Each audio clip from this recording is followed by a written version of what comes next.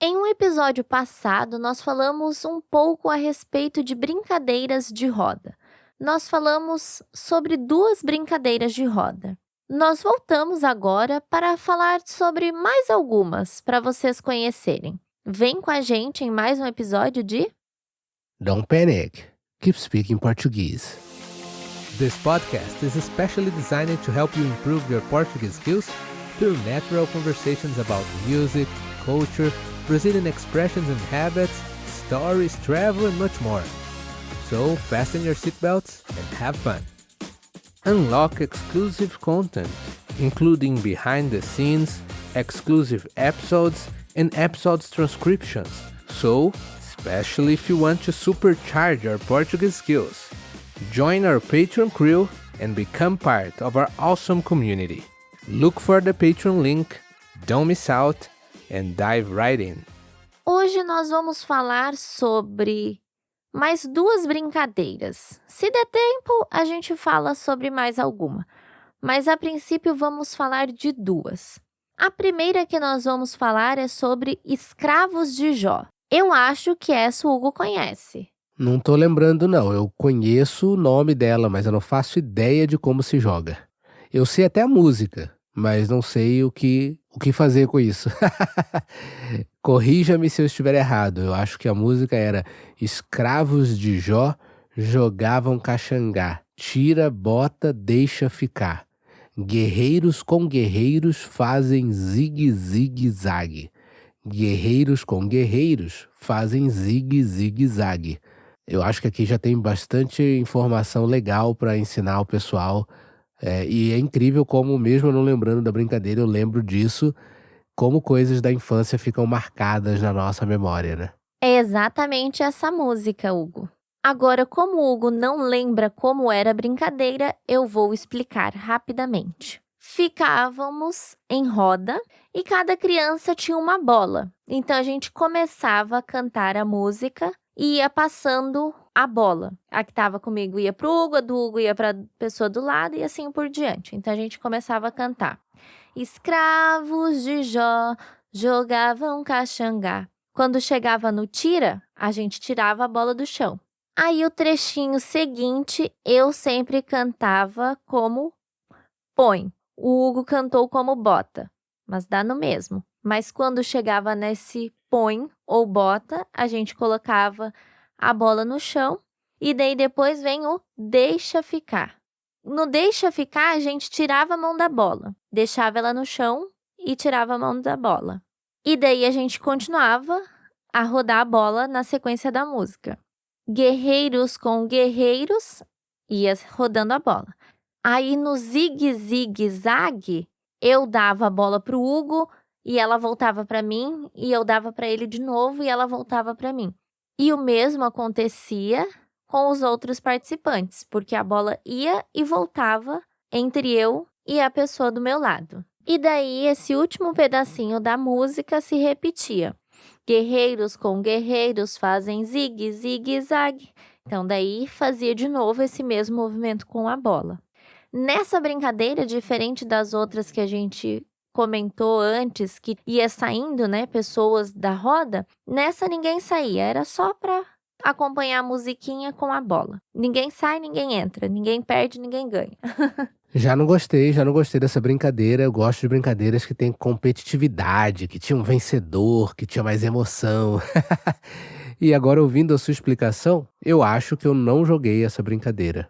Se eu brinquei com isso, foi na minha infância tão infantil, tão início da infância, que eu não tenho memória. Apenas 2 comentários aqui sobre a letra da música. Eu não sei o que ela significa, tudo, né? O que significa. Mas tem 2 expressões ali que dá pra gente comentar aqui. Primeiro, zigue, zigue, zague. Então, zigue-zague é uma expressão que é quase uma onomatopeia. Ela tem um som bem interessante, porque ela descreve esse movimento de vai e vem. Por exemplo, se você fala para alguém correr em zigue-zague, a pessoa está correndo, indo para direita, esquerda, direita, esquerda, direita, esquerda, enquanto vai para frente, fazendo esse movimento de pêndulo.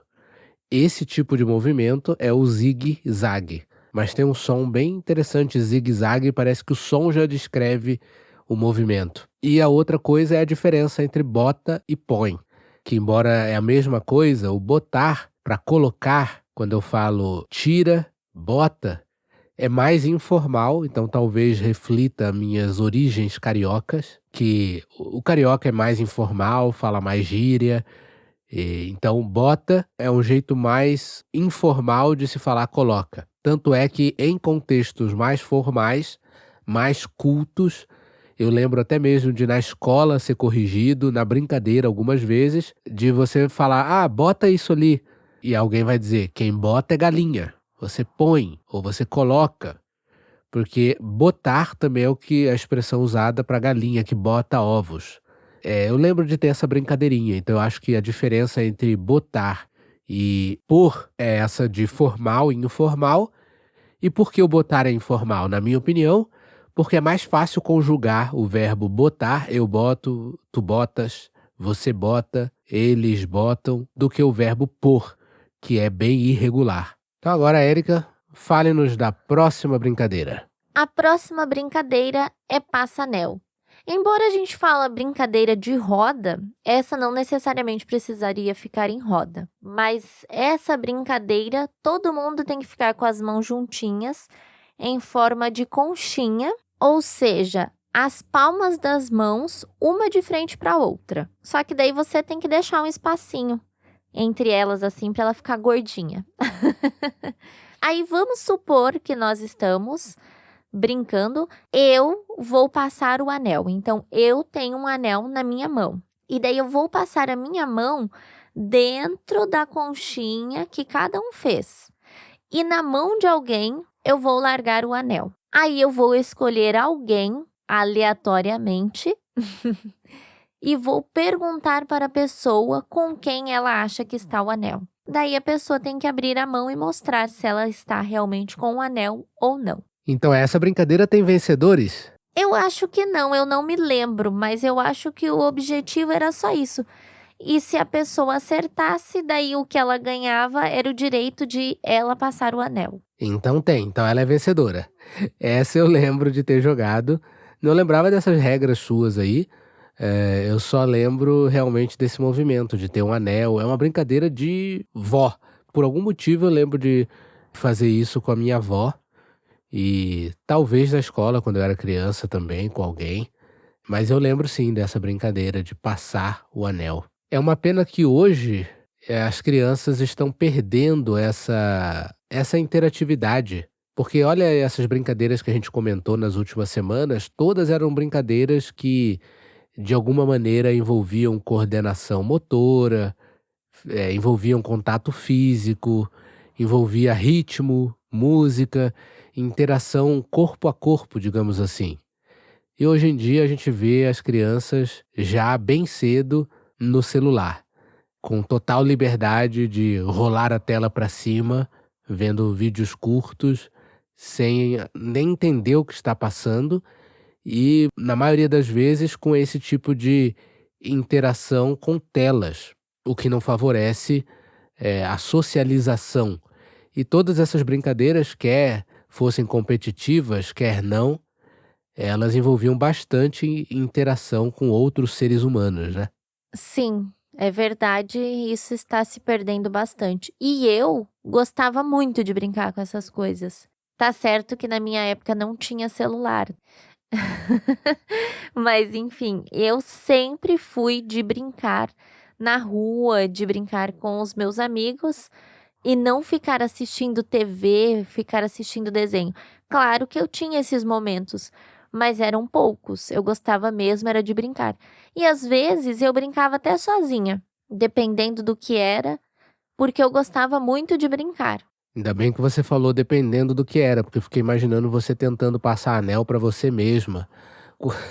Da onde você ia tirar as outras duas mãos. Mas enfim, aparentemente a nossa geração e os membros mais velhos da geração Z, aqueles ali que têm hoje entre 20 e 24 anos, ainda foram os últimos, a última geração a experimentar esse tipo de interação mais humana, mais social durante a infância, pelo menos em muitos lugares, porque os mais novinhos mesmo crescem totalmente conectados, digamos assim. O que tem suas vantagens. Não vamos aqui atacar a tecnologia, a inteligência artificial, mas eu acho que essas brincadeiras de roda, brincadeiras de rua, tiveram o seu lugar e seria muito bom que elas continuassem a ter o seu espaço na nossa sociedade, apesar de todos os avanços tecnológicos. E você? O que você acha sobre esse assunto? Como foi a sua infância? Tinha muitas brincadeiras como essas que a gente descreveu aqui, talvez um pouco diferentes na sua cultura. E o que você acha da importância desse tipo de brincadeira na sociedade hoje?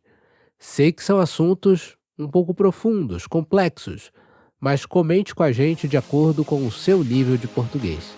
Esse foi mais um episódio de Don't Panic! Keep Speaking Português!